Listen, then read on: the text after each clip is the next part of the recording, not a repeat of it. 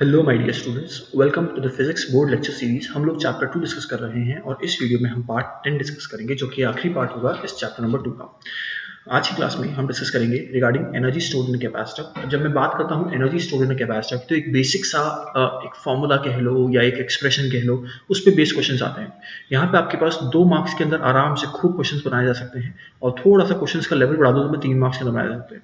1 mark के अंदर कोई भी कंसेप्चुअल क्वेश्चन यहाँ से पूछा जा सकता है। चलिए तो क्वेश्चन देखते हैं। ये आया हुआ है रिसेंटली 2019 में 5 मार्क का क्वेश्चन, देख सकते हैं आप। 5 मार्क के क्वेश्चन भी बन जाते हैं यहाँ पे। क्या है question? Describe briefly the process of transferring the charge between the 2 plates of a parallel plate capacitor when connected to a battery. Derive an expression for the energy stored in the capacitor. तो यहाँ पे वो जो expression जो मैं कह रहा हूँ, छोटा सा रिलेशन जो कह रहा हूँ, उसको डिराइव करने के लिए कहा गया है। एक पैरेलल प्लेट कैपेसिटर है जो कि charge by battery to a potential difference V. It is disconnected from the battery and then connected to another uncharged capacitor of the same capacitance.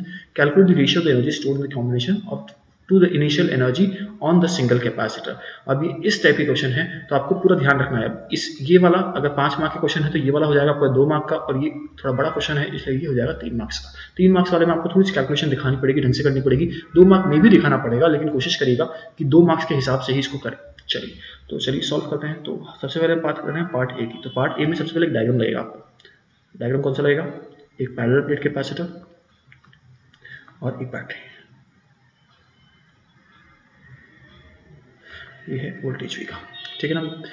अब क्या होता है यहाँ पे, हम कहते हैं ये जो बैटरी है, इसका जो पॉजिटिव टर्मिनल है, ये इससे इलेक्ट्रॉन्स खींच रहा है। जब इससे इलेक्ट्रॉन्स खींचेगा तो इस वाली प्लेट पे आएगा पॉजिटिव चार्ज, राइट। और इस नेगेटिव टर्मिनल से इलेक्ट्रॉन भेज रहा है तो इस पर आएगा नेगेटिव चार्ज। तो मैं लिख देता हूँ फटाफट, थोड़ा वर्ड्स में लिखना पड़ेगा, एक्सप्रेस करना पड़ेगा। क्या लिखेंगे हम?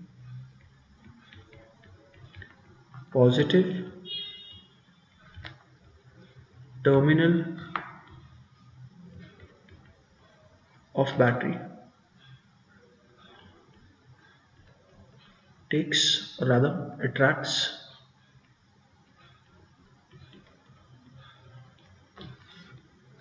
electron from one plate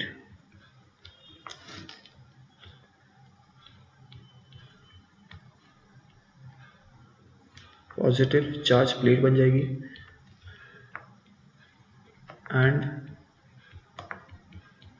supplies electron to other plate, negative charge वाली, नेगेटिव चार्ज प्लेट। ठीक है, यहाँ तक समझ में आया? अच्छा, अब ये जो प्रोसेस होगा, इसको करने के लिए कोई ना कोई एनर्जी लग रही होगी। ये एनर्जी कौन सप्लाई कर रहा है? ये एनर्जी बैटरी सप्लाई कर रही है।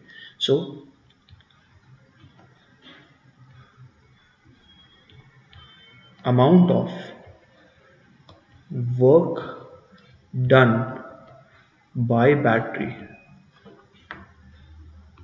in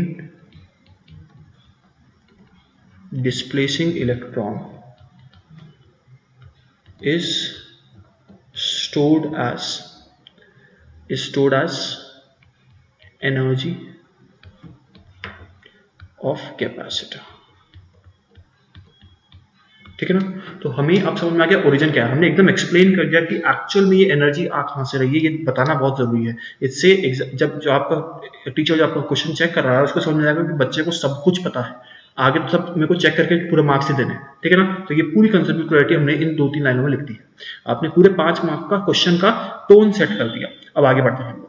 अब हमने क्या कहा कि at any time t equal to 0। चलिए अगले पेज चालू करेंगे।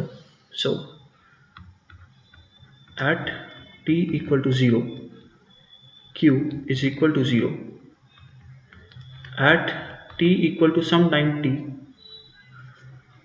q is the charge, and at t equal to infinity, charge becomes capital Q।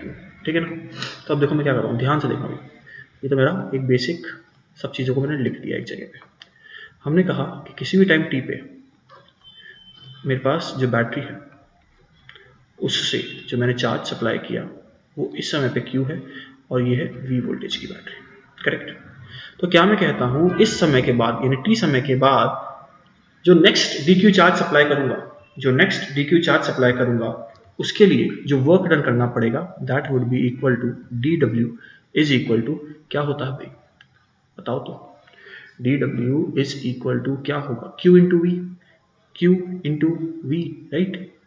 सो यहाँ पे जो चार्ज है वो कितना है, सो क्या मैं कह सकता हूँ, इट वुड बी जो भी चार्ज इंटू डेल्टा वी क्या है, वी होता है q बाई सी। सो यहाँ पे क्या मैं q बाई सी लिख दूँ, और अगर मुझे टोटल वर्क डन निकालना है पूरे टाइम का, तो क्या मैं यहाँ पे लिखने वाला हूँ इंटीग्रेशन कहाँ से कहाँ तक। जब चार्ज जीरो था तो वर्क डन भी जीरो था, लेकिन जब चार्ज कैपिटल Q हो जाएगा उस समय पे जो नेट वर्क डन होगा वही मेरी एनर्जी होगी। सो इसको अगर मैं सॉल्व करूँ तो मैं लिखूंगा W is equal to 1/2 into क्या लिखूँ भाई, Q स्क्वायर बाय 2C, और यही क्या हो जाएगी, मेरी एनर्जी हो जाएगी। यही क्या हो जाएगी, जो एनर्जी स्टोर्ड है वह हो जाएगी। इसको आपको थोड़ा सा और एक्स्ट्रा लिख के करना है, मैंने जो आपको बोला है थोड़ा सा लिखना है। रीजन क्या है कि मैंने इसको शॉर्ट में किया क्योंकि अगला क्वेश्चन जो है वो भी मुझे यहीं पे करना है। सो अब मैं आता हूँ पार्ट बी पे, ठीक है ना, तो ये आपका फाइनल आंसर हो जाएगा। अब मैं आता हूँ अगले पार्ट पे। A parallel plate capacitor charge to a battery to a potential of V. It is disconnected from the battery and then connected to another uncharged capacitor of the same capacitance. Calculate the ratio of the energy stored in the combination to the initial energy of the single capacitor. ठीक है, so चलिए इसको करते हैं solve. So initially we have एक capacitor जिसको मैंने V battery से, V वोल्टेज की बैटरी से कनेक्ट कर रखा है, इसका कैपेसिटेंस है C।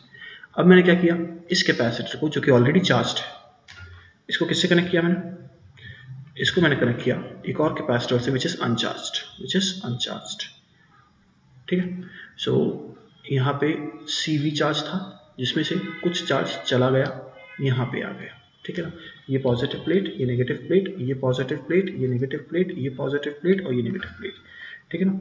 अब क्या करेंगे, हम कहेंगे कि इनिशियल एनर्जी जो है इसकी दैट इज गिवन बाय, अच्छा इस half of Q square by C को मैं एक और तरीके से लिख सकता हूँ क्या, हाफ ऑफ CV स्क्वायर, बिल्कुल।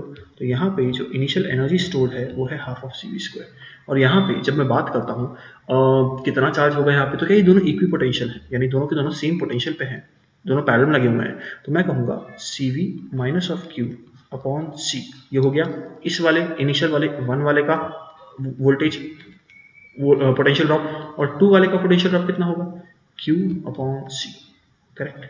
तो क्या मैं यहाँ से कह सकता हूँ कि Q is equal to CV by 2 implies potential जो है वो कितना हो गया, V बाई 2। अगर इनिशियली इसको V0 ले लेते हैं, इसको भी V0 ले लेते हैं, इसको भी V0 ले लेते हैं, इसको भी V0 ले लेते हैं, इसको भी V0 ले लेते हैं, और तो इसको भी V0, यानी पोटेंशियल ड्रॉप कितना हो जाएगा across each capacitor V0 by 2। कहता समझ में आया। तो क्या मैं कह सकता हूँ, energy final would be equal to half of capacitance into potential drop का स्क्वायर, और ऐसे कितने कैपेसिटर है, ऐसे आई हैव 2 कैपेसिटर्स, करेक्ट। अब मुझसे क्वेश्चन पूछा गया था कि calculate the ratio of the energy stored in the combination. So E final upon E initial मुझसे पूछा गया था, चलिए सॉल्व करते हैं। So half into C V0 square whole upon 4 into 2 whole upon half into C V0 square. इसको मैं solve करता हूं तो I get the value of 1/2। देख लो भाई, आई होप यहाँ तक एक एक चीज़ एकदम क्लियर है और सब कुछ समझ में आ गया। तो अगर यहाँ तक सब कुछ क्लियर है तो इस पार्ट को हम यहीं पे ख़त्म करते हैं, बाकी जो अगला चैप्टर है वो हम नेक्स्ट वीडियो में चालू करेंगे। Thank you.